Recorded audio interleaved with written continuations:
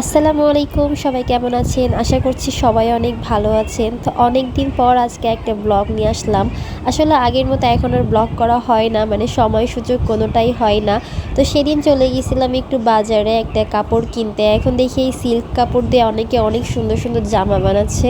তো আমিও গেছিলাম এই সিল্ক কাপড় কেনার জন্য। তো আমি এই যে এই কালারের সিল্ক কাপড় নিয়েছিলাম, এটা দিয়ে একটা সুন্দর জামা বানাবো এবং এর জন্য লাগবে নেট কাপড়। তো আমি নেট কাপড়ও নিয়ে নিয়েছিলাম এখান থেকে 1 গজ। এটা আমি হাতার দিকে দিব আর কি, এই জন্য। আর এর সাথে কিছু পুঁথির কাজ দিব, যার জন্য চলে গিয়েছিলাম পুঁথির দোকানে। আর এই দোকানে আমি সেইগুলা পাইছিলাম না, যার কারণে আমি আরেকটা দোকানে গেছিলাম।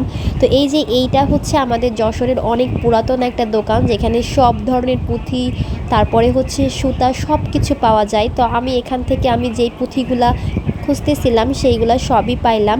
এমনকি আমার এইগুলা বাদেও আরেকটা পুঁথি পছন্দ হয়েছে, এই যে হোয়াইট কালারের পুঁথিগুলো আমার অনেক পছন্দ হয়েছিল। তো ভাবলাম এইগুলাও নিয়ে নিই, কোনো না কোনো জায়গায় তো কাজে লেগেই যাবে, আমার জামার কাজেই লাগতে পারে। তো তারপর আমরা দুই বোন মিলে চাচ্ছিলাম একটু মেলার দিকে, যে মেলায় যায় কী অবস্থা। তো মেলায় যাওয়ার পরে ঘোরাঘুরির পরে একটা দোকানে এসে এই ব্যাগগুলা দেখলাম, যেগুলো ভালোই লাগলো মোটামুটি। তো এই দুইটা ব্যাগ খুবই পছন্দ হয়েছে আমার। মেইনলি ব্যাগের দোকানে যাওয়াই হচ্ছে ব্যাগ নেওয়ার জন্য, মানে আমার বোন একটা ব্যাগ নিবে, এই জন্যই গেছিলাম। আর মেলার মধ্যে কিন্তু ভালো সুন্দর সুন্দর ডিজাইনের ব্যাগ পাওয়া যায়, আর সব কিছু সামনের উপর শো থাকে বলে নিতেও কোনো অসুবিধা হয় না এবং চয়েস করতেও কোনো প্রবলেম হয় না। যেমন আমরা আসার পরে আমাদের ব্যাগ দুইটা চয়েস হয়েছে এবং আমরা নিয়ে নিয়েছি, কিন্তু যখন আমরা দোকানে যাই তখন বলতেও পারি না, আবার হচ্ছে কোনটা নিব, কি কোয়ালিটি সেটাও বলতে পারি না। মানে আমরা তো চয়েস করে নিব, তো যখন চয়েস পাই না বা সামনে পরে পাই না, এই জন্য নেওয়া হয় না। তো ব্যাগ নেওয়ার পরে আমার বোন আমাকে আবার হচ্ছে যে একটা জুস কিনে খাওয়াইলো। আর বাসায় আসার পরে হচ্ছে, অবশ্যই এটা আমার বাসা না, এটা হচ্ছে যে আমার খালামণিদের বাসা।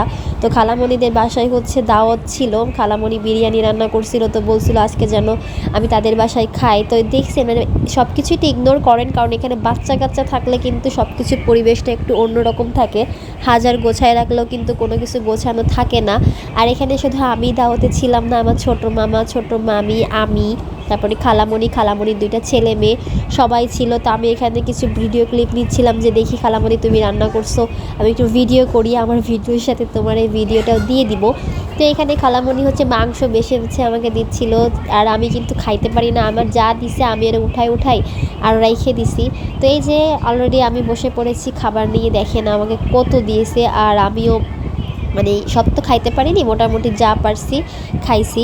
তো এই তো আজকে ছিল আমার ভিডিও এই পর্যন্ত। যদি ভিডিওটা ভালো লেগে থাকে অবশ্যই আমার চ্যানেলটাকে সাবস্ক্রাইব করবেন। তো ভালো থাকেন, সুস্থ থাকেন, আল্লাহ হাফেজ।